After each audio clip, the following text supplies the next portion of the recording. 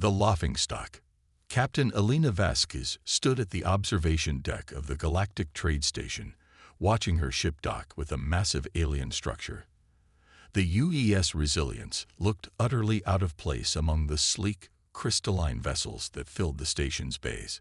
Where other ships gleamed with smooth surfaces and elegant curves, the Resilience was a fortress of angular steel plates, bristling with visible weapon mounts and thick armor sections that seemed to have been welded together by someone who cared more about function than form. The other ship captains gathering at the viewing ports pointed at the human vessel and made sounds that Elena assumed were laughter. She had learned enough about galactic politics to know that first impressions mattered, but she also knew that looks could be deceiving. The Resilience might appear crude compared to the artistic masterpieces surrounding it, but Elena had helped design every awkward angle and ungainly weapon pod for a very specific purpose. Commander Marcus Chen joined her at the viewing port, his expression carefully neutral. "The diplomatic team is requesting our presence in Conference Hall Alpha," he said quietly. "Ambassador Rodriguez says the Hegemony Council is ready to meet with us." Elena nodded and straightened her uniform. This meeting would determine whether humanity would be accepted as an independent species in the galactic community or become another client race serving alien masters. The stakes could not be higher. The walk through the station's corridors was an education in alien architecture. Everything was designed for beauty and efficiency, with flowing lines and surfaces that seemed to shift color as they moved. The technology was so advanced it appeared almost magical, and Elena began to understand why the other species might view human engineering as primitive. Conference Hall Alpha was enormous, with a ceiling that stretched up into darkness and walls that displayed slowly shifting patterns of light. Representatives from dozens of species sat around a circular table that could have held a small city. At the head of the table sat the Hegemony Council, three beings who ruled over most of the known galaxy. Supreme Chancellor Zixandra was the first to speak. Her species was tall and thin, with skin that glowed with a soft blue light and eyes that seemed to contain swirling galaxies. When she looked at Elena, the human captain felt as though she was being examined by something ancient and infinitely superior. "Welcome, humans," Zixandra said in perfect English, though her voice carried harmonics that no human throat could produce. "We have studied your vessel with great interest." A holographic projection of the Resilience appeared above the table, rotating slowly so that every delegate could examine its ungainly form. Elena heard sounds of amusement from around the room as various species reacted to the sight of human engineering. "Your ship is quite remarkable," said Councillor Feckmore, whose crystalline body rang like a bell when he spoke. "We have not seen such rustic craftsmanship in several centuries. Tell us, do you still use fire to forge your metals?" More laughter rippled around the room. Elena felt her jaw clench, but she maintained her composure. Let them laugh, she thought. They had no idea what they were looking at. "Our construction methods may seem unusual," Elena replied calmly, "but we believe they serve our purposes well." Purposes. The third council member, War Prime Gorthak, leaned forward with obvious interest. His species was massive and reptilian, covered in scales that shifted from green to black depending on his mood. "And what purposes would those be?" "Surely not combat. Our sensors indicate your ship carries primitive kinetic weapons. Do you still throw rocks at your enemies?"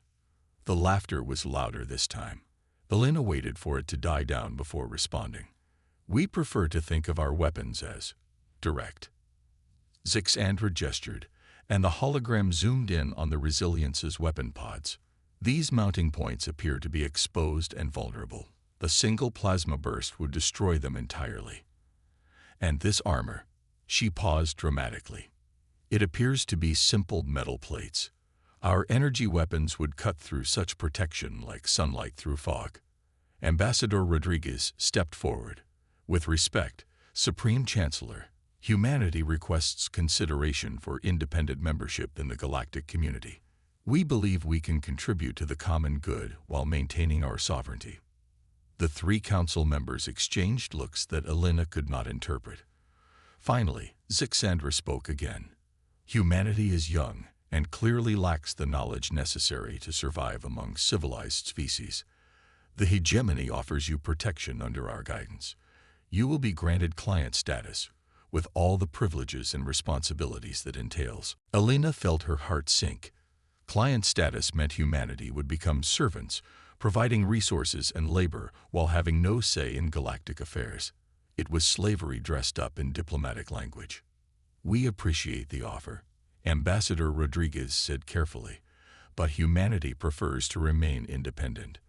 The temperature in the room seemed to drop several degrees. Zixandra's glowing skin shifted to a darker blue, while Gorthek's scales turned completely black. Even Counselor Thekmore's crystalline form stopped ringing and became ominously silent. "You refuse our protection?" Zixandra asked, her voice carrying new harmonics that sounded distinctly threatening. "We respectfully decline," the ambassador replied firmly. War Prime Gorthek stood up, his massive form towering over the table. "Then you choose to face the galaxy alone, with only that pathetic excuse for a warship to defend you." He gestured dismissively at the hologram. "Very well. But when your primitive vessel is debris floating in space, remember that you had the chance to accept our mercy." The council members began to leave, but Zixandra paused at the chamber's entrance. "Captain Vasquez," she said, somehow knowing Alina's name without being introduced, "I look forward to seeing how long your ugly ship can survive. It should be educational." As the aliens filed out of the conference hall, Alina found herself alone with her small diplomatic team. The silence was deafening. "Well," said Commander Chen finally, "that could have gone better." Ambassador Rodriguez shook her head. "They never intended to offer us real membership. This was all theater, designed to make us accept client status willingly." Alina activated her personal communicator. "All crew members return to ship immediately. We're leaving within the hour." As they walked back through the station's corridors, Alina noticed that the other species were looking at them differently now. Where before there had been curiosity and amusement, now there was something like pity. Word of the Council's ultimatum had already spread. Back aboard the Resilience, Alina called her senior staff to the briefing room. The ship's department heads gathered around a table that was functional rather than beautiful, in a room lit by harsh white lights rather than the shifting colors preferred by alien technology. The diplomatic mission was a failure, Alina announced without preamble. The Hegemony Council has made it clear that humanity will either accept client status or face conquest. Chief Engineer Sarah Kim raised her hand. "Captain, our long-range sensors are detecting movement in hegemony space. Multiple fleets are being mobilized." Alina nodded grimly. "How long before they reach our colonies?" "At their current speed, maybe 2 weeks," replied Navigation Officer David Park. "Then we have 2 weeks to prepare for war," Alina said. "Sarah, what's the status of our special projects?" The chief engineer smiled for the first time since the diplomatic disaster. "The quantum resonance system is fully operational, Captain.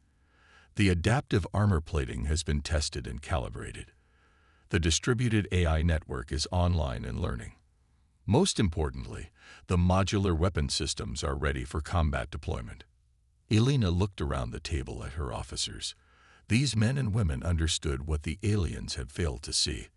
The Resilience might look crude and primitive, but it represented a completely different philosophy of warfare.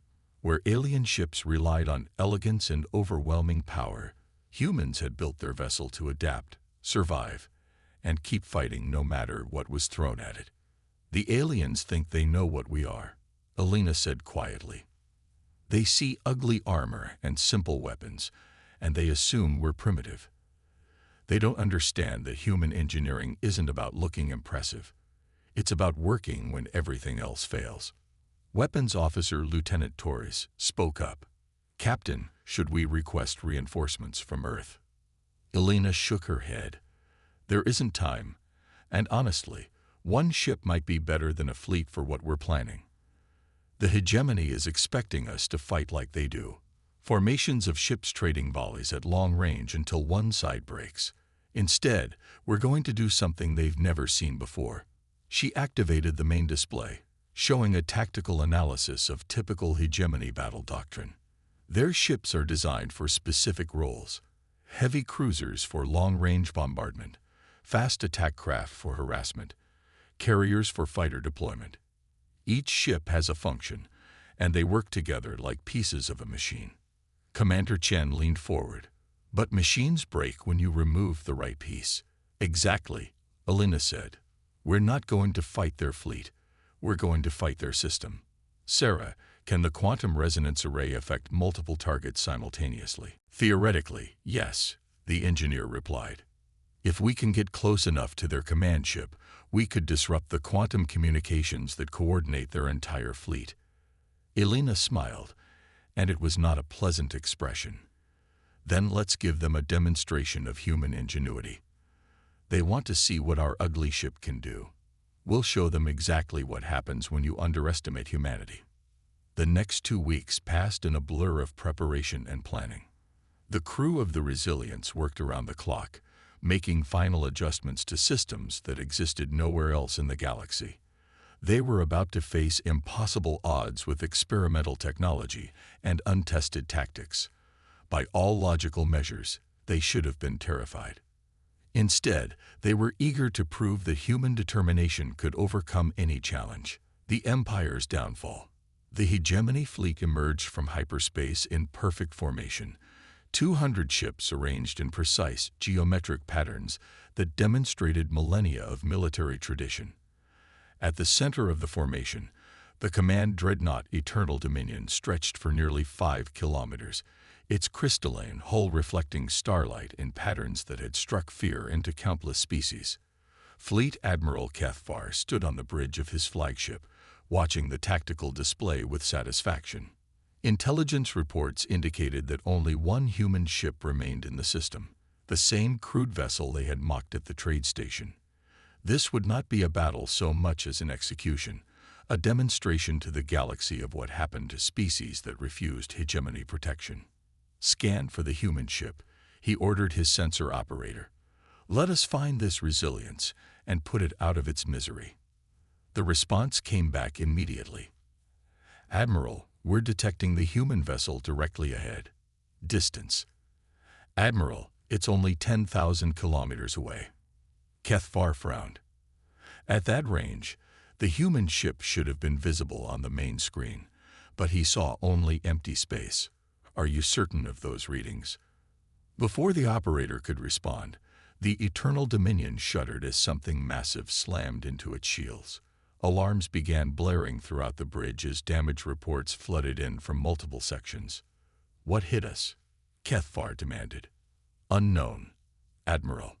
Our shields are down to 60%, but I show no weapons fire from any direction. The answer came from an unexpected source. A human voice filled the bridge, transmitted on all frequencies simultaneously.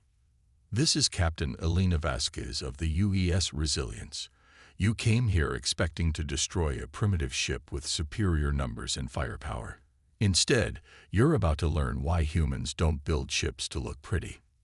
The space in front of the hegemony fleet suddenly filled with debris, not from a destroyed ship, but from what appeared to be construction materials scattered in a wide pattern.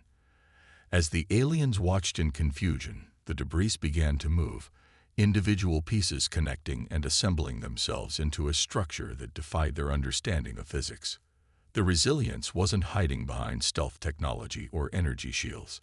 Instead, it had literally taken itself apart and scattered its components across several thousand cubic kilometers of space.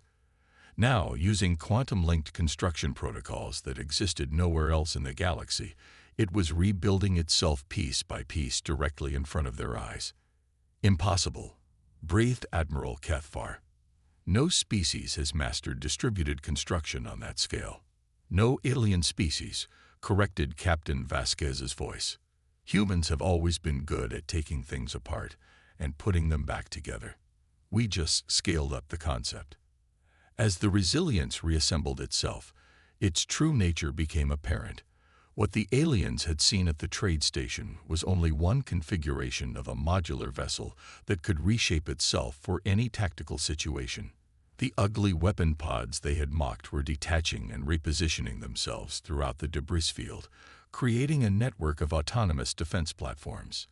The thick armor plates were separating and spreading out, forming protective barriers around critical systems. The exposed mounting points they had criticized were actually connection nodes that allowed different ship components to link together in countless combinations.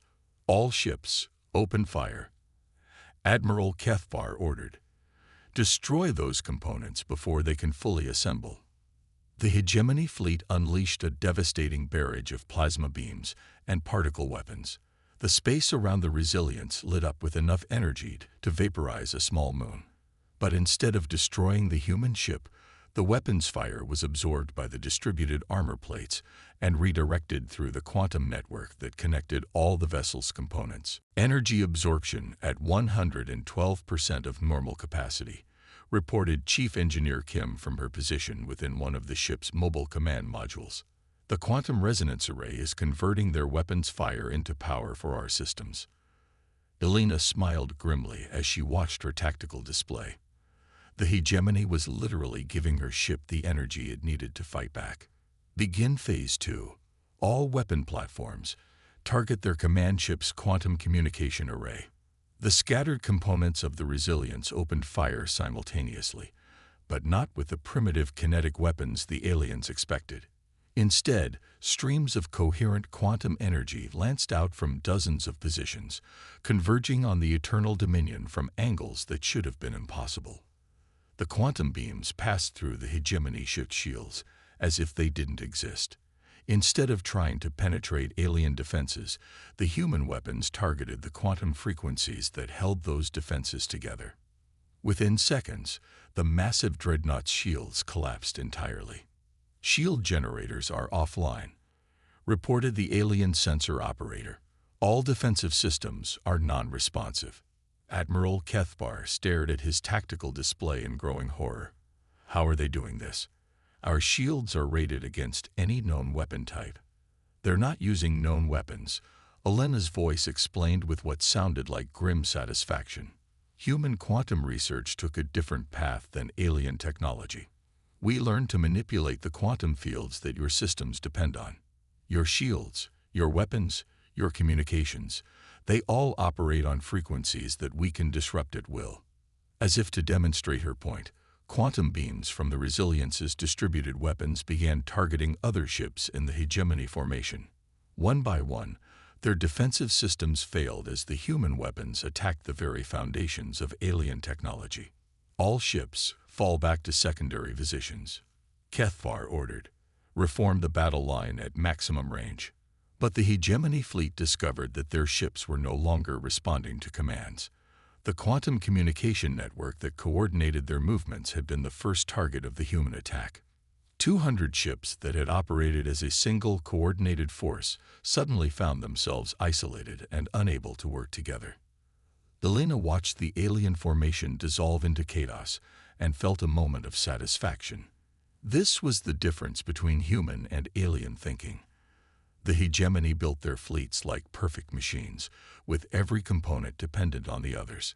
Humans built their ships to keep fighting even when everything went wrong. Captain, reported Lieutenant Torres from his weapon control station, the enemy fleet is attempting to scatter. Should we pursue? Negative, Elena replied. We've made our point. Open a channel to their command ship. Admiral Cathbar's image appeared on the main screen, his expression mixing rage and confusion in equal measure. What do you want, human? To discuss terms, Elena said calmly. You came here to conquer humanity because you thought we were primitive and weak. Instead, you've discovered that different doesn't mean inferior. Your fleet is disabled, your coordination is broken, and your ships are defenseless. I could destroy every vessel you brought here. The alien admiral's face went through several color changes that Elena suspected indicated extreme emotional distress. You would massacre helpless crews. No, Elena said, and she meant it. Humans don't wage war against the defenseless, but we also don't surrender to bullies. Your hegemony offered us client status or conquest. I'm offering you a third option, mutual respect. She gestured to her tactical display, where the scattered components of the Resilience were beginning to reassemble into their standard configuration. This ship can take apart your entire fleet, or it can help protect the galaxy from threats that endanger all our species. The choice is yours. Kethvar was quiet for a long moment, studying the impossible vessel that had just rendered his supposedly invincible fleet helpless. Finally, he spoke. What are your terms? Humanity remains independent, Alina said. We'll contribute to galactic defense and participate in the community of species, but as equals, not subjects. In return, we'll share some of our quantum research to help improve everyone's defensive capabilities. You would give us technology that could be used against you. Alina smiled. Admiral, if today has taught you anything, it should be that humans are full of surprises. The technology I'm offering to share represents about 10% of our current capabilities. We're always working on something new. The implications of that statement were clearly not lost on the hegemony officer. If this demonstration represented only a fraction of human capability, then the hegemony had seriously underestimated their new neighbors. I will need to consult with the council, Kethvar said finally. Of course, Alina replied. Take all the time you need. My ship will remain here until we receive your answer. As the communication ended, Alina looked around at her crew. They had just faced impossible odds and not only survived, but won a decisive victory. More importantly, they had done it without becoming the kind of conquerors they despised. Captain, asked Commander Chen, what if they refuse our terms and try to attack again? Alina looked out at the stars, thinking about all the species in the galaxy who had accepted client status rather than fight for their independence. Then we'll show them what humans can do when we really get creative. But I don't think it will come to that. The hegemony got where they are by being smart, not just strong. They'll realize that partnership with humanity is more valuable than conquest. 3 days later, the official response came from the Hegemony Council.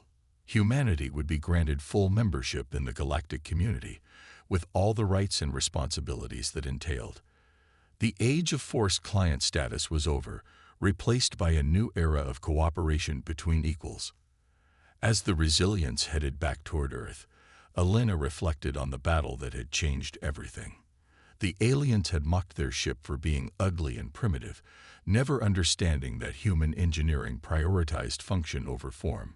They had laughed at kinetic weapons and simple armor, never realizing that the real strength lay not in the materials, but in the innovative thinking behind them. The galaxy had learned an important lesson. Never underestimate a species that builds ships designed to keep fighting when everything else gives up. Humanity had earned its place among the stars not through superior firepower or advanced technology, but through the determination to find a way forward no matter how impossible the odds seemed. The age of human expansion into the galaxy had begun, and it would be built on the foundation of mutual respect rather than conquest. The Resilience had lived up to its name, proving that sometimes the ugliest solutions were also the most beautiful in their effectiveness.